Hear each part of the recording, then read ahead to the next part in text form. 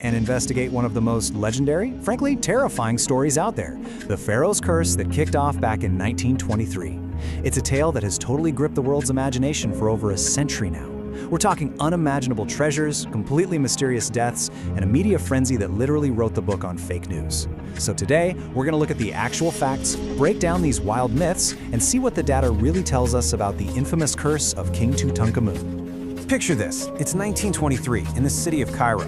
At exactly 1:55 a.m., Lord Carnarvon, who is this incredibly wealthy British lord and the financier of the world's most famous archaeological dig, is thrashing around in his hotel bed, dying of a really severe fever.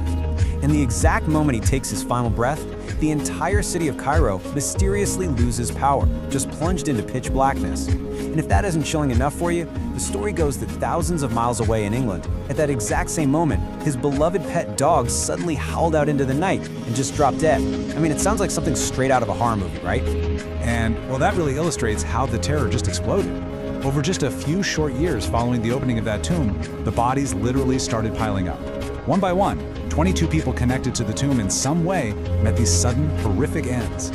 We're talking totally unexplained fevers, completely out of nowhere heart attacks, and even a really tragic case where a guy threw himself from a 7th floor window in a sudden fit of madness. Looking at this staggering list of casualties, it is incredibly easy to see why the entire globe was suddenly paralyzed by the fear of this supernatural curse. Part 1. The 1922 Historic Discovery, Unearthing King Tutankhamun. To truly understand this mystery and why it captivated everyone so completely, we need to jump back a year to 1922 and see how this all stems from one desperate, final archaeological dig in Egypt. So Howard Carter and Lord Carnarvon had been painstakingly digging through the Egyptian sands for 15 long years. Their funding was entirely dried up. This was quite literally their absolute last desperate attempt to find something. And then they struck gold, like literally.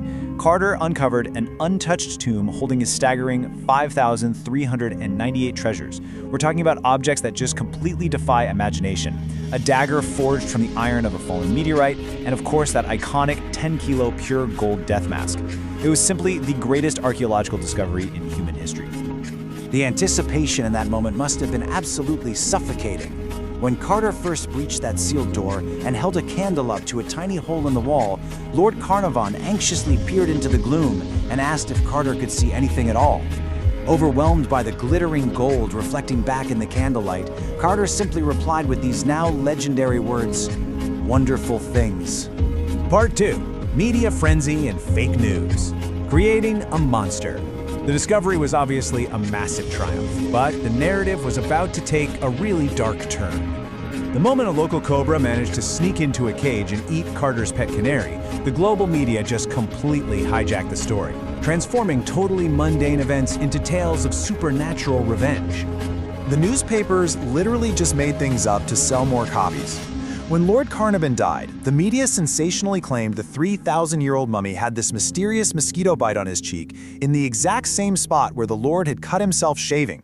But what was the reality? Well, Lord Carnarvon was bitten by a normal mosquito, he accidentally sliced the bite open while shaving, a fly landed on it, and he died from a standard, entirely biological blood infection. But hey, blood infections don't sell papers. Ancient curses do. Here's the really crucial point. Even the famous curse warning, supposedly written on the tomb, literally never existed. You've probably heard the myth of this ominous inscription threatening death to anyone who enters, right? Entirely fabricated. A reporter outside the tomb, desperate for a spicy scoop, asked a security guard about a curse. The guard just smiled in silence. From that single silent smile, the reporter went back and completely invented the terrifying ancient warning out of thin air. No way, right? Part 3. The real King Tut. Boy King versus God King. The press absolutely loved portraying the pharaoh as this vengeful, powerful deity striking from beyond the grave to protect his wealth. But as we're going to see, the historical and medical data tells a completely different story. The biological reality of who this guy actually was is kind of a shock. He was definitely not a terrifying god king, mostly due to royal inbreeding. Actually, his parents were brother and sister. The real King Tutankhamun was just a frail, chronically ill teenager. He had severe bone disease, a deformed foot, and he suffered from recurring bouts of malaria. Remember those 5,000 plus treasures we talked about? Well, among them were 130 walking canes, and they weren't just ceremonial. He literally couldn't walk without them. Part 4, Science Dispels the Myth, Biology over Magic. So we really have to ask if the curse was totally fake, and this terrifying pharaoh was actually just a sick teenager, what was making these excavators so sick? Let's turn to the science. Well, in 1963, Dr. Ezzedine Taha finally solved this biological mystery. He discovered that inside these ancient sealed tombs lived a highly resilient fungus called Aspergillus niger. This stuff can survive for thousands of years. So when the tomb was open, the excavators breathed in spores that caused severe lung and respiratory infections. It wasn't some dark magical curse, it was just a really nasty fungal infection that, somewhat ironically, is easily treatable today with some basic antibiotics. But wait, what about that super spooky blackout when Carnarvon died? Or the howling dog? Well, the reality there is that the 1920s Cairo power grid was just notoriously terrible. Sudden blackouts weren't supernatural. They were a frustrating, everyday occurrence. And the dog?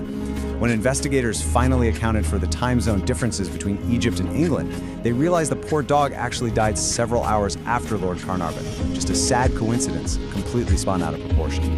Which brings us to the ultimate statistical mic drop. Take a look at this number, 73.